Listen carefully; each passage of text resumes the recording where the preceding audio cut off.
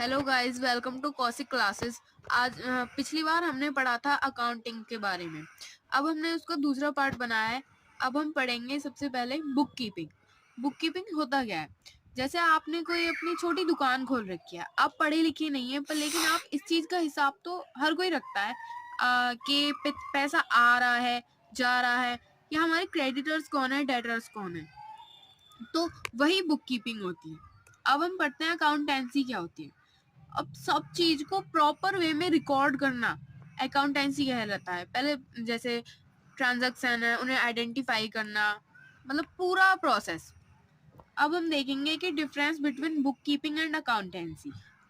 Book keeping क्या होता है? Book keeping is an art of recording the financial transaction in the books of accounts. Accountancy क्या होता है? Accounting is the defined as CSAR in monetary terms in the information about business. ये इसकी definition है। If you want to learn so you can learn. Stage objective primary to keep a systematic records. Book keeping सबसे पहले की जाती है। Book keeping accountancy में भी की जाती है, क्योंकि जो है क्लासिफाइंग और रिकॉर्डिंग तो अकाउंटेंसी में भी होती है ना, तो बुक कीपिंग अकाउंटेंसी का ही एक पार्ट है। सबसे पहले बुक कीपिंग की जाती है। Secondly to ascertain the net results. Second accountancy की प्रोसेस की जाती है नेट रिजल्ट्स निकालने के लिए। हु परफॉर्म्स, कौन परफॉर्म्स करता है? जूनियर स्टाफ इसमें परफॉर्म करता है, इसमें सीनियर स्टाफ परफॉर्म करता है। आगे चलते हैं एडवांटेजेस ऑफ अकाउंटिंग।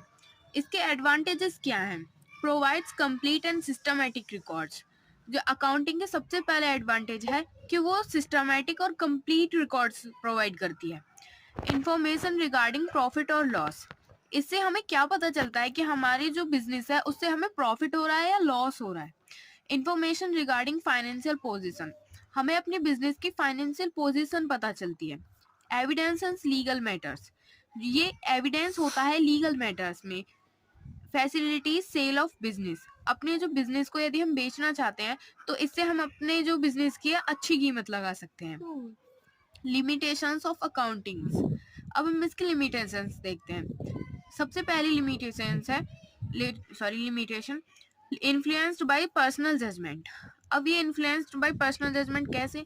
कि कोई भी व्यक्ति है, कोई भी अकाउंटेंट है, बिजनेस है, वो अलग अलग तरह के प्रिंसिपल्स होते हैं, वो अलग प्रिंसिपल यूज करता है, कोई अलग यूज करता है। तो गलती से या उनके मन से कोई गलत प्रिंसिपल यूज कर ले तो उनका बिजनेस बेकार हो जाता है।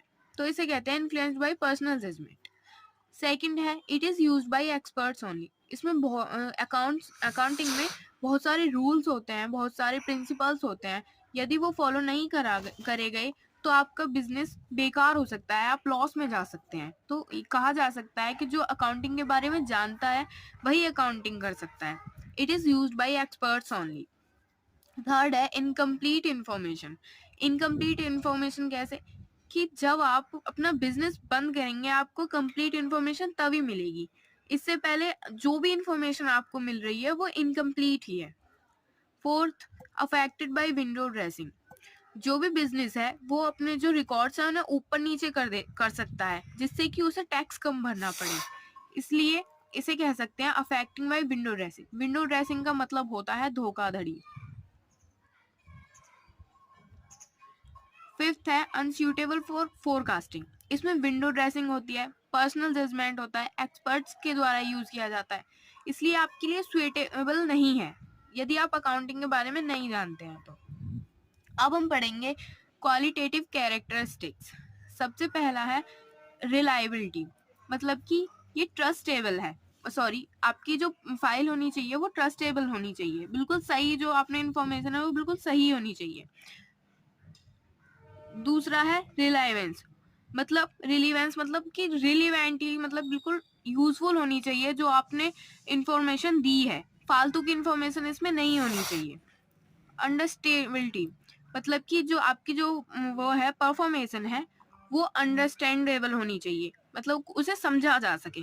कंपैरिजन, इसको जो है कंपेयर किया जाना चाहिए कि आपने जो पिछले साल की जो रिकॉर्ड बनाए हैं और अब जो रिकॉर्ड बनाए हैं उन्हें कंपेयर इजी से किया जा सके, ऐसी आपकी जो है वो होनी चाहिए परफॉर्मेशन। फिर है फेथफुल प्रेजेंटेशन, जो प्रेजेंटेशन है वो विश्वसनीय होनी चाहिए। तो यहीं आपका चैप्टर खत्म होता है।